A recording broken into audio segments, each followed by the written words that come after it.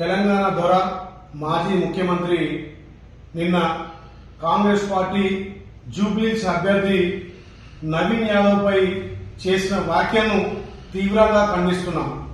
లెక్క 6 నెలలు తిని 6 నెలలు పడినట్టుగా చెట్టు కూర్చేసుకొని కూర్చొని ఫామ్ హౌస్ నుంచే ఇలా పరిపాలన ఆయన పార్టీ పరిపాలన నడిపిస్తున్నాడు. కనీసం వాళ్ళ పార్టీ ఆఫీస్కి వచ్చి చర్చ చేసే దిక్కు దివ్వాలి లేదు.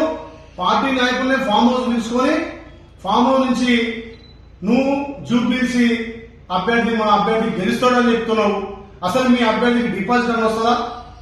ఒక బీసీ బిడ్డ యాదవ్ బిడ్డ నవీన్ యాదవ్ కు కాంగ్రెస్ పార్టీ టికెట్ ఇస్తే ఇవాళ జూబ్లీహిల్స్ ప్రజలంతా కూడా బ్రహ్మరథం బట్టి సుమారు 70-80 వేల తోటి గెలిపిస్తామని చెప్పి జేజేలు పలుకుతుంటే మా నవీన్ యాదవ్ మా అభ్యర్థిని రౌడీ షీటర్ అంటున్నాం. మరి నీ కొడుకు కేటీఆర్ ఇలా సల్మాన్ ఖాన్ అనే ఒక రౌడీ షీటర్ ను 32 కేసులు ఉన్నటువంటి రౌడీ షీటర్ ను ఇలా పార్టీలో చేర్చుకున్న నీతి మీది. ఇలా మా అభ్యర్థి మీద ఒక్క రౌడీ షీటర్ చూపించు.